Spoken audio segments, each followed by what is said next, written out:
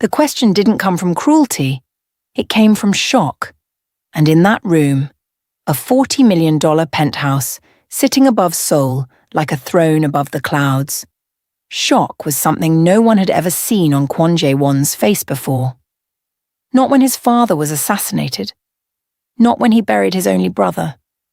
Not even when the government froze $2 billion of his assets and he sat across from the prosecutor, smiled and said, "Try harder." But tonight, he was staring at Adaeze Okonkwo, 55 years old, achingly beautiful, composed like a woman carved from dignity itself. And his jaw had gone completely still. The dinner table seated 12 of the most dangerous men in South Korea. Mafia lieutenants, shadow politicians, corporate wolves in Italian suits. Not one of them had dared to speak for a full 30 seconds, because the woman had just confirmed what none of them believed possible. She had never been touched. Not once. Not ever. She'd said it with her chin raised, her dark eyes locked on Kwon Jae-won like she was daring him to say the wrong thing. Like she knew how this world worked, and had already decided she didn't belong to it. She'd said it because his second-in-command, Park Seung-ho, drunk on $3,000 whiskey and bruised ego, had sneered at her across the table. What exactly has a woman like you been saving yourself for? A king, a god? Or are you just broken? The insult landed like a slap. But Adaeze hadn't flinched. She'd set down her wine glass, slowly, deliberately, looked at Park Seung-ho with the kind of calm that only comes from surviving real pain, and said, "Neither. I've been waiting for a man worth the wait. And looking around this table, I'm starting to understand why the wait isn't over." Silence. Then Kwon Jae-won had leaned forward, dark eyes unreadable, voice low as a midnight threat. "You're still a virgin at 55? And the room went silent, not because of the question, but because of how he asked it. Not with mockery, not with disbelief. With something that looked terrifyingly close to reverence. 3 weeks earlier, Adaeze Okonkwo had been standing in a boardroom in Lagos, watching the last thing she'd built with her own hands get swallowed alive. Okonkwo Heritage Textiles, her family's company. 70 years old. Her grandfather's blood was in those walls. Her mother had woven the first fabric on the ground floor before the building even had a second story. And now a Korean conglomerate called Kwon Empire Group had just bought their $200 million debt overnight and was sending a representative to negotiate a restructuring. Everyone around the table assumed restructuring meant termination. Adaeze had spent the night before the meeting on her knees, not begging, praying. There was a difference she'd spent her whole life understanding. She walked in the next morning in a deep burgundy suit. No jewellery except her mother's gold earrings, the ones her mother wore the day she started the company with nothing but fabric, faith and fury. The representative from Kwon Empire walked in 20 minutes late. He was young, arrogant. He barely looked at her. He slid a document across the table. Adaeze read it in 90 seconds. Then she closed the folder and said, "This isn't a restructuring proposal. This is a burial notice with a bow on it." He blinked. "Excuse me. You're offering us 12 cents on the dollar. You're replacing our entire management team with your people. You're stripping our brand name and merging our archives into your fashion arm. You're not saving us. You're harvesting us.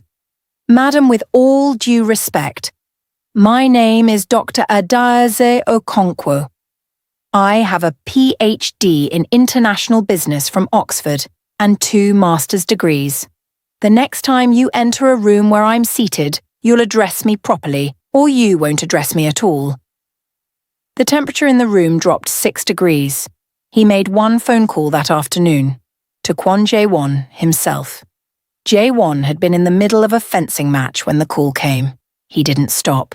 He finished the round, removed his mask, and listened to his representative stammer through what had just happened in Lagos. When the call ended, he was quiet for a long time. Then he said, "Cancel the acquisition. I want to meet her." His assistant looked up from her tablet. Sir? Fly her to Seoul, first class. Tell her it's a negotiation she can't afford to miss. He put the mask back on and resumed the match. But something had shifted behind his eyes. He'd made his fortune by being the most dangerous person in every room he entered. He'd destroyed companies, corrupted senators, and once sat through a 4-hour assassination attempt without breaking a sweat. But a 55-year-old woman in Lagos had just told his representative to learn her name. And Kwon Jae-won had felt something he hadn't felt in 40 years. Curiosity. Adaeze almost didn't come. Her younger sister Chisholm had begged her not to. Ada, these people are not ordinary businessmen. Kwon Jae-won is not a person you negotiate with. You either serve his interests or you become his next lesson. Adaeze had looked at the photo of her grandfather on the wall, the one where he was young and bold and holding up the first bolt of Okonkwo fabric like it was a flag. And she'd said, "Then I'll make sure the lesson is mutual." Seoul hit her like a second heartbeat. The city was cold, clean, electric. Everything moved like it was in a hurry to become something greater. She understood that urgency. She'd felt it her whole life. They put her in a hotel that didn't have a price list because people who needed to ask the price didn't stay there. That evening, an envelope arrived. Inside, an invitation to dinner. No address. Just a car that would come at 9. She wore black, simple, silk. Her grandmother's gold bracelet on her right wrist. When she walked into the penthouse and saw the 12 men seated at the table, she understood immediately that this was not a business dinner. This was a test. She walked to her seat, the one directly across from Kwon Jae-won, and sat down like she'd been sitting at dangerous tables her entire life. Because she had. Kwon Jae-won was 61 years old and looked 50. Not because of vanity. He simply hadn't let time win. He was lean and angular, with a jawline carved from stubbornness and silver threading through his black hair like war medals. His eyes were dark, not cold, not warm but watchful. The eyes of a man who had learned that the second you stopped watching was the second everything collapsed. He had never married. This was the scandal that Seoul society never tired of. His mother had chosen 3 women for him over the decades, each one beautiful, each one from the right family. Each time Jae-won had looked at the woman across from him, seen everything that was correct about her, and felt nothing that mattered. He'd had relationships, brief ones, controlled ones, women who understood that his empire came first and his heart was a room he'd locked at 23 and never reopened. At 23, he'd watched the woman he loved choose his father's money over his soul. Her name was Song Yoo-jin, and she had taught him the most important lesson of his life, that love without loyalty was just performance. He'd never gone looking for it again. Until now, across a dinner table in Seoul, a Nigerian woman with her grandmother's gold bracelet was talking back to his most feared lieutenant, like she'd done it 1,000 times before. He watched her the entire evening, not her beauty, though it was remarkable, the kind of beauty that doesn't announce itself but simply sits there, unavoidable. He watched her precision, the way she chose which battles to enter and which to leave alone, the way she listened twice as long as she spoke, the way she held her glass, never sipping when someone wanted her nervous, always sipping when someone wanted her controlled. She was extraordinary. And when Park Sung-ho made the disgusting comment and she delivered her response, quiet, devastating, surgical, Jae-won felt something crack open in his chest. After his own question, the one that silenced the room, she'd looked at him directly and said, "Is that going to be a problem for the negotiation?" He'd almost smiled. Almost. The other men left, slowly, reluctantly, watching Jae-won watch her. He asked her to stay. She said, "Give me one reason that serves my interests." He said, "I'll give you back your company." The silence between them was different now. Not hostile, not comfortable. Something in between that had no name yet. She sat. He poured her tea. Proper Darjeeling, she noticed, not Korean tea, which meant he'd done his research. You had your assistant find out what I drink, she said. I find out everything about the people I invite into my home. Then you already know my answer to the original question. I know the fact. I want to understand the reason. She looked at him for a long moment. Why? Because in 61 years, I have never met a person with that kind of discipline, and in my world, discipline is the rarest currency there is. Something passed across her face, not flattery received. She'd been flattered by powerful men her whole life. This was different. This was being seen. She set her cup down. My mother told me one thing before she died. She said, Adaeze, don't give yourself to anyone who doesn't understand what they're receiving. I watched men come and go. I watched them choose convenience over character. And I chose to wait. For what? Her eyes met his. For something real. Jae-won was quiet for so long she almost stood to leave. Then he said very quietly, I stopped believing real was possible at 23. What happened at 23? He looked out at the Seoul skyline, 1,000 lights burning below like fallen stars. I loved someone. She chose safety over me. I chose power over healing. And by the time I realized I'd built an empire to fill a room inside me that only needed one person, it was too late to remember who I was before the empire. Adaeze didn't say anything. She just listened. And for Kwon Jae-won, that silence was more intimate than anything he'd experienced in 40 years. 3 days into her stay in Seoul, during which Jae-won had given her access to his legal team and quietly begun undoing the acquisition, Adaeze got a call from Chisholm in Lagos. Ada, something is wrong. Someone is buying up shares in the company using a shell corporation. Different name, different country, but I ran the numbers. It traces back to a Korean firm called PSH Holdings. Adaeze went cold. PSH Holdings. Park Sung-ho. She confronted him the next morning in Jae-won's office building. In the lobby, public, deliberate. No room for denial. You're running a shadow acquisition behind your boss's back. Park Sung-ho smiled, the thin, dangerous kind. Go home, African woman. You have no idea what room you've walked into. I know exactly what room I've walked into. The question is whether your boss does. Jae-won trusts me with his life. You've known him 5 days. Who do you think he believes? Adaeze looked at him without blinking. Men who do things in the dark always believe the dark protects them. It doesn't. It just delays the light. She went straight to Jae-won. He listened without interrupting. When she finished, he closed his laptop and said, Show me the documents. She showed him. He looked at them for a long time. Then he picked up his phone, made one call, and said 4 words. Bring him to me. What happened in that room between Jae-won and Park Sung-ho? Adaeze never fully knew. She waited in the hall outside and for 20 minutes, nothing but silence. Then a sound she couldn't identify. Then more silence. When the door opened, Sung-ho walked out with his jaw tight and his eyes red. He passed her without a word, but he paused, just for a moment, and said, so quietly only she could hear, He's never looked at anyone the way he looks at you. Don't waste it. Then he was gone. Jae-won came to the doorway. His knuckles were split. She looked at his hand. He looked at her looking at it. He didn't just betray me, Jae-won said. He'd been planning it for 8 years. He was the one who had my brother killed. The words landed like stones dropped from the sky. Adaeze didn't reach for him. Not yet. But she took one step closer and said, I'm sorry. I'm so sorry.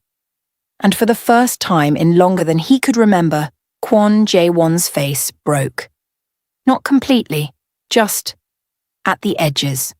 Like a dam that doesn't flood but admits, finally, that the water is real. 2 weeks passed. The company was returned. Every share, the archives, the brand, the legacy, signed back to the Okonkwo family with no conditions except one meeting. Adaeze came to that meeting expecting papers. She found a garden instead. Jaewon had converted the rooftop of his building into something she didn't have a name for yet. There were flowers she recognized from Lagos, Ixora, deep orange, her mother's favorite, arranged alongside Korean plum blossoms, a small table, 2 chairs, the whole of Seoul burning gold in the afternoon. "You researched my mother's flowers," she said. "I researched everything about you. I told you that already." That was business. This isn't. She sat across from him and the city hummed 40 floors below, and he looked at her like she was the only still thing in a world that never stopped moving. "I need to tell you something," he said, "and I need you to hear it correctly." She waited. "In 61 years, I have never asked anyone to stay. Not because I was too proud, but because no one ever made me understand what staying meant." Her heart moved before her face did. "I'm not a good man, Adaeze. I've done things that can't be undone. My world is dangerous and expensive and complicated. I have enemies on 3 continents and skeletons in rooms that don't even appear on the building plans." "I'm not asking you to confess," she said. "No, I'm asking if you'll come back. Not for business. Not for any reason I can justify on paper." "Why?" He was quiet for a moment. "Because when you sat in that room of 12 dangerous men and raised your chin and said what you said, I felt something I thought I'd killed in myself a long time ago." "What did you feel?" "Hope," he said simply. "I felt hope." She didn't say yes. Not immediately. She went back to Lagos, back to the company, back to her sister, back to the ground floor where her grandmother had once woven fabric with calloused, beautiful hands. She stood in the silence of the old factory and thought about a Korean man who'd split his knuckles over his dead brother and grown Ixora flowers on a Seoul rooftop for a woman he'd known 2 weeks. She thought about what she'd told him. The truth about her choice, her waiting, her years of refusing to fold herself into the shape of someone else's convenience. And then she thought about what she hadn't told him. At 31, she had loved someone. A man from Port Harcourt, kind, gentle, everything her mother had approved of. He had died 11 days before their wedding. A car accident on the Lagos-Ibadan expressway on a Tuesday morning that should have been ordinary. She had not told anyone, not even Chisholm, that the reason she hadn't loved again wasn't only discipline or dignity or waiting for the right person. It was because grief, when it goes that deep, rewires something fundamental. She hadn't been saving herself. She had been protecting herself. And now a man with an empire and cracked knuckles and dead brother grief and 40-year-old wounds was asking her to come back. She picked up her phone. She typed 3 words. "I'm coming back." Seoul in winter is different from Seoul in autumn. Harder. Quieter. The cold comes in off the Han River with intention, like it's trying to tell you something. Adaeze arrived at Incheon Airport on a Thursday evening, and Jaewon was there himself. Not a driver, not an assistant. Him. In a dark coat, hands in his pockets, standing like a man who had learned how to look calm in situations where he was not calm at all. She saw him before he saw her, and for 3 seconds she watched him, scanning the arrivals hall, jaw slightly tight, the way people look when they're pretending they aren't anxious. When his eyes found hers, something in his face released. She walked to him. He said, "You came." She said, "I told you I was coming." People say things. I don't. He nodded slowly, like a man filing away a fact he intended to rely on for a long time. "Are you hungry?" "Famished." "Good. I cooked." She stopped walking. "You cooked. Is that surprising? You run a criminal empire and 4 multinational companies. Doenjang jjigae, fermented soybean stew. My mother taught me. I've made it exactly twice in my life and both times were bad." He paused. "Tonight will be the 3rd. She laughed. It was the first time he'd heard it. Full and real and unguarded, rolling out of her like something she'd forgotten she was carrying. He looked at her like a man memorizing something he was terrified of losing. 3 months into whatever they were to each other, something that lived between friendship and devotion, something neither of them had named yet, because naming it meant it could be taken. The past arrived at Jaewon's door in the form of a woman. Song Yoo-jin. She was 70 now, immaculate and cold as a jade statue. She had married well, buried one husband, divorced another, and accumulated a fortune of her own. She appeared at a charity gala Jaewon attended with Adaeze. And when she saw them together, the way they stood in a room, the unconscious gravity that pulled them toward each other, something moved behind her ancient, calculating eyes. She approached. Jaewon. He went still in a way Adaeze had never seen. Yoo-jin. You look well, better than well. Her eyes moved to Adaeze, with the precision of a scalpel. And this must be the Lagos woman everyone is talking about. Dr. Adaeze Okonkwo, Adaeze said, extending her hand. And you are? Yoo-jin's smile didn't reach anything above her lips. An old friend. The ones who matter always introduce themselves properly. The silence that followed had weight. Yoo-jin turned back to Jaewon. I need to speak with you, privately, about your father's estate. There are documents you haven't seen, things you deserve to know. Anything you need to say to me can be said in front of Dr. Okonkwo. Yoo-jin raised an eyebrow. It concerns your family's legacy, Jaewon. Things that go back decades. Then it concerns me. And she stays. For the first time, something flickered across Yoo-jin's face. Not anger. Fear. What Yoo-jin revealed that night tore through everything like a fire through paper. Jaewon's father and the man he'd mourned, the man whose murder he'd spent 20 years avenging, had not been killed by a rival crime family. He had been killed by his own most trusted advisor, a man named Kwon Dae-sung, his uncle, who was still alive, still wealthy, still sitting on boards and attending state dinners and shaking hands with presidents. And Yoo-jin had known. She had known at 23 when she chose his father's money over the young man in love with her. She had chosen to protect herself from the man who had power over life and death in that family. She hadn't chosen safety over Jaewon. She had chosen survival. She was weeping now, not prettily but honestly, in a way that made her look her age and her fear simultaneously. I was 23 years old and I was terrified. I'm sorry I have been sorry for 40 years. Jaewon didn't speak for a long time. Then he looked at Adaeze. She was watching him, not with pity, with the same steady presence she always carried, the kind that didn't try to fix pain but simply agreed to stand inside it with you. He looked back at Yoo-jin. Thank you for telling me, he said quietly. Now leave. He didn't speak for an hour after. They drove back to the penthouse in silence. Adaeze didn't fill it.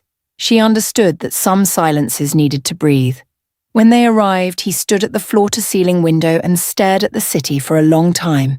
Then he said, My whole life was built on a wrong foundation. She came to stand beside him. No, she said, it was built on what you had. That's not the same thing. I spent 40 years being angry at the wrong people. You spent 40 years surviving. That counts. He turned to look at her. How are you so steady? I'm not, she said honestly. I lost the man I was going to marry when I was 31. I spent 2 decades pretending I was choosing to wait when actually I was choosing to hide. I built a whole philosophy around my fear and called it dignity. He stared at her. Ada, I'm telling you because you told me the truth about your 23. This is my 31. They stood in the silence of that exchange, 2 people who had just handed each other the most undefended version of themselves. He reached out, slowly, with the same deliberate care he gave everything that mattered, and took her hand. Not passionately, not dramatically, just firmly, like a man who had decided. I'm not going to rush you, he said. I'm not going to ask you for anything you're not ready to give. But I need you to know I see you, Adaeze, not the PhD, not the company, not the eloquence or the dignity. You, the woman who hid her grief inside her strength for 20 years. That woman, I see her. Something she had been holding for a very long time came loose in her chest. She leaned her forehead against his shoulder, and he wrapped an arm around her, careful and certain, like a man finally home after a journey that took half a lifetime. The ceremony was not large. Jaewon had offered her half of Seoul, and she had chosen a garden in Lagos, her family's compound, the same yard where her grandfather had planted the first fabric pattern into the ground and called it a beginning. She wore a gown in Okonkwo deep blue, hand-woven in the factory by women who had worked there for 30 years. Her grandmother's gold bracelet on her right wrist, as always. He wore a traditional Korean hanbok in midnight navy that his mother had sent from Busan with a note that simply said, "Don't ruin this." He hadn't. When the officiant asked if he took Adaeze Okonkwo as his wife, he said, before the question was fully finished, yes, unreservedly, without condition. And when the officiant asked Adaeze, she looked at this man, 61 years of storms, 40 years of walls, one cracked knuckle moment in a Seoul hallway, and 3 words, "I'm coming back," and said, "The wait is over." In the front row, Chisholm wept the way only sisters can weep, loud and grateful and completely unashamed. At the reception, someone asked Jaewon, a journalist inevitably, what it felt like to fall in love at 61. He thought for a moment. Then he said, "It feels like I didn't fall. I arrived." That night, in the Lagos compound, under a sky full of stars that looked nothing like Seoul and everything like home, Adaeze Okonkwo, now Kwon, sat beside the man who had seen her, truly seen her, not past her age or her silence or her grief or her waiting. She looked up at the stars. She thought of her mother. She thought of the boy from Port Harcourt. She thought of her grandfather's flag of fabric. And she understood, finally, completely, in the way that only comes after the long road, that waiting hadn't been weakness. It had been preparation. The world had been getting her ready for a room in Seoul, a crack-knuckle silence, and a man who grew ixora flowers 40 floors above a city just to tell her, "I see you." It had been worth every single year. Some love stories begin early. The rare ones begin exactly on time.